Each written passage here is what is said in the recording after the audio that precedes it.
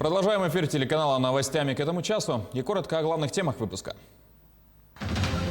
Порядок подсчета прожиточного минимума изменят в России со следующего года. Незаконных шашлычников наказывают рублем. МЧС и лесничие рейдируют леса Якутии. Каждый может внести свой вклад в День Победы. В стране проходит регистрация участников онлайн-шествия «Бессмертный полк». С 2021 года прожиточный минимум устанавливается как доля от медианного среднедушевого дохода. Это величина, больше или меньше которой получают доходы половина населения страны. На 2021 год прожиточный минимум в России в среднем на душу населения установлен в размере 11 653 рублей.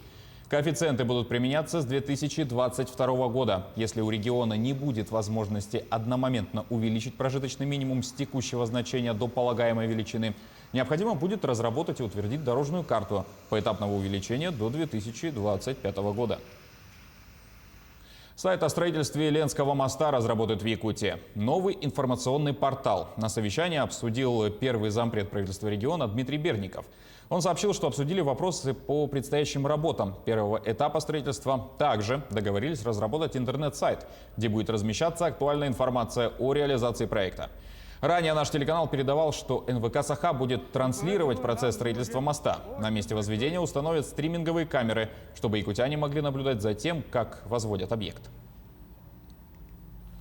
Госавтоинспекция в майские праздники перешла на усиленный режим работы. Число нарядов ДПС на дорогах Якутии до 10 мая включительно будет увеличено.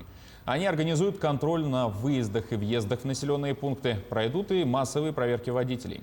В первую очередь будут пресекать выезды на встречную полосу, а также нарушение правил перевозки пассажиров, детей и выявлять пьяных за рулем. Только за эти выходные дни с сотрудниками Госавтоинспекции города Якутска на территории города Якутска и в пригородах было задержано и отстранено от права управления транспортным средством 27 водителей, которые управляли автомобилем в состоянии опьянения. Таким образом, у нас по статье 12.8 Кодекса Российской Федерации об административных правонарушениях было задержано 18 водителей, которые управляли транспортным средством в состоянии алкогольного опьянения, за что им грозит штраф в размере 30 тысяч рублей, либо лишение права управлять транспортным средством от 1,5 до 2 лет. Также за отказ от прохождения медосвидетельствования было задержано 5 водителей, которые, опять же, управляли транспортным средством с признаками, и уже, опять же, 5 водителей были задержаны повторно за управление транспортным средством в состоянии алкогольного опьянения, либо отказались. Именно пьяные водители еженедельно пополняют печальную статистику дорожно-транспортных происшествий. Так, с начала года по вине севших за руль в состоянии алкогольного опьянения произошло 10 ДТП, в которых травмы разной степени тяжести получили 24 человека. Один погиб. Не должны оставаться в стороне граждане, заметившие на дороге нетрезвого водителя, и сообщать о таких фактах в полицию. Напомним еще раз, усиленные рейды будут проходить до 10 мая включительно. Наряды установят и на федеральных трассах, таких как Колыма, Лена и Вилюй. Рейды проводятся и в отношении шашлычников. Инспекторы МЧС совместно с сотрудниками якутского лесничества выезжают в леса, в том числе и на санкционированные места для отдыха. Главная их задача – напомнить гражданам, отдыхающим на лоне природы и жарящим шашлыки, о главных правилах противопожарной безопасности. Нарушение влечет за собой предупреждение, либо же наложение административного штрафа. Для частных лиц сумма составляет от 1,5 до 3 тысяч рублей. В условиях особого режима, который в столице объявляется в начале июня, размеры штрафов возрастают в 1,5 раза. Администрацией города Якутска определены места для отдыха на природе, такие как беседка мыс Кангаласский, Намский тракт 22 километр, это левая сторона, Покровский тракт 25 километр возле села Табага, также Покровский тракт 20 километр. Напоминаем гражданам, что разведение открытого огня запрещено. Разрешается жарить шашлыки на углях. Не бросайте непотушенные окурки и горячие спички, а также стеклянные бутылки.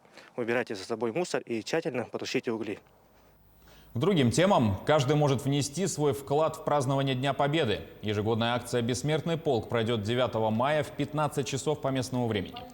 Для этого вам до 7 мая необходимо подать заявку на сайте проекта 2021.polkrf.ru, а также через социальные сети ВКонтакте, Одноклассники или на сайте Банк памяти. Фотографии ваших ветеранов будут включены в трансляцию, и они примут участие в виртуальном шествии Бессмертного полка. Вы будете заранее оповещены о времени прохождения вашего героя в строю. Еще раз напомним, что подать заявку нужно до 7 мая. Трансляция пройдет 9 числа в День Победы в 15 часов по местному времени. В Алматинском зоопарке впервые показали новорожденного детеныша ягуара. Окрас черного цвета появился на свет 17 марта. С тех пор это первый выход малыша в свет. По словам руководства зоопарка, он чувствует себя хорошо и большую часть времени проводит с мамой в отдельном вольере. Имя пока не дали. Сотрудники зоопарка по традиции предлагают своим подписчикам назвать малыша посредством голосования в социальных сетях. У нас в Алматинском зоопарке случилось радостное событие. У нас родился ягуаренок. Он родился от пары ягуаров, мамы Муман и папы Васька. Мама у нас родилась здесь, сама является приплодом Алматинского зоопарка. Родилась в 2010 году, а папа прибыл из Новосибирского зоопарка. В 2019 году у нас родилась первая девочка от этой пары. Она такого же пятнистого цвета, как и мама, и мы ее назвали Австралией. Кстати, конкурс объявляли тоже в Инстаграм. А в этом году, 17 марта, у нас родился мальчик и такого же черного цвета, как и папа, ну, то есть пантера. Рентгенологическое исследование древней мумии, хранившейся в Национальном музее в Варшаве, показало, что забальзамируемое тело принадлежало беременной женщине, а не мужчине, как считалось ранее. Об открытии Артем Сторонов. Польские ученые обнаружили в Национальном музее в Варшаве первую известную науке мумию беременной женщины. Ранее считалось, что она принадлежит богатому мужчине, вероятно, высокопоставленному жрецу. Мумия в 1826 году была подарена Варшавскому университету Яном Венджиком Руцки и на протяжении почти что 200 лет изучалась мало. Но в 2015 году стартовало масштабное исследование забальзамированных тел. В ходе рентгенографии выяснилось, что мумия принадлежит женщине в возрасте 20-30 лет, которая находилась примерно на 26-28 неделе беременности. Вероятнее всего, она была частью фиванской элиты. Ее тело было снаряжено в загробный мир богатым количеством амулетов. Почему в ходе бальзамирования плод не был извлечен из тела матери – загадка. Это открытие проливает свет на не очень известный аспект древнеегипетской религии, связанный с детьми, по сути, еще не родившимися детьми. Каков статус этого ребенка в египетской религии? Есть ли у него душа? Может ли он отправиться в загробную жизнь самостоятельно? Может ли он переродиться в последующей жизни? С одной стороны, как предполагают ученые, загробная жизнь плода могла в представлениях древних египтян случиться только если бы он отправился туда как часть своей матери. А с другой стороны, есть большая вероятность, что бальзамировщики не стали извлекать плод из опасения повредить его или тело матери. В преддверии Пасхи музей Фаберже совместно с известными российскими художниками решили преподнести жителям Петербурга необычный подарок – 5 гигантских арт-объектов в виде расписанных яиц. Главной задачей художников было совместить свою идею с сюжетами произведений ювелирной фирмы Карла Фаберже. Однако увидеть в одном месте все 5 арт-объектов петербуржцам не удастся. Организаторы акции придумали квест, в ходе которого жителям нужно найти яйца в разных частях города и выложить подборку у себя на странице в соцсетях. Принять участие желающие смогут в период со 2 по 11 мая. Организаторы выбрали самые знаковые места в центре Санкт-Петербурга. Естественно, я знаю, где будет установлено мое лицо, но это будет квест. Будет такая немножко интрига, и посетители нашего города, гости, приезжие и сами горожане с удовольствием будут эти яйца искать, фотографироваться и, думаю, и радоваться вместе с нами. Пятикратная чемпионка России по марафону Сардана Трофимова стала амбассадором федерального проекта «Спорт. Норма жизни». Глава Минспорта России Олег Матыцин встретился с якутянкой и лично вручил фирменную статуэтку проекта. О новом спортивном статусе Сарданы Трофимовой, вместе с тем и новыми обязанностями, подробнее у нашего СОБКОРа в Москве Айсены Бурнашовой. Звезда амбассадора проекта вручается Сардане Трофимовой.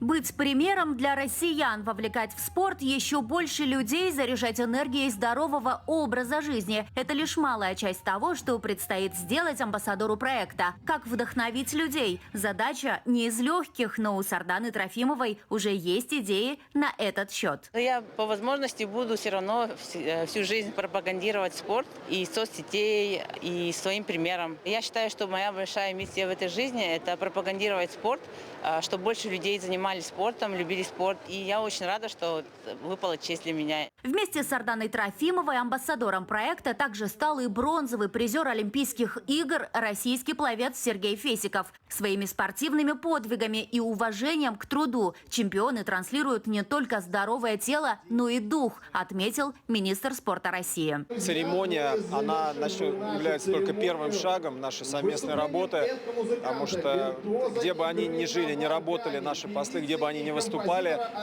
они всегда будут восприниматься как часть общей системы спорта и часть общей нашей культуры спортивной.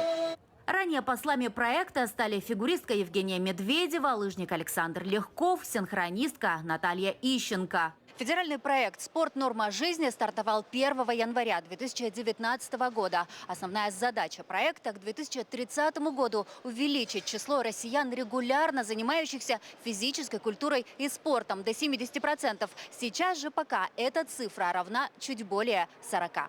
Для достижения этой цели реализуется и комплексная работа по развитию массового спорта в стране. Например, ежегодно проходит лыжня России, различные спартакиады, кросс-нации. Улучшение спортивной инфраструктуры также является неотъемлемой частью проекта «Спорт. Норма жизни». Если взять наш город Якутск, кажется, очень много больших спортивных объектов, но город обеспечен только на 17,2%. Это очень мало, поэтому мы вот перед федеральным проектом и перед республиканскими нашими властями тоже ставим вопрос строительства новых спортивных объектов, мобильных, модульных, быстро возводимых, которые могли бы обеспечить потребность населения. Айсена Бурнашова, Джур Березкин, Москва. К этой минуте все. До встречи в эфире.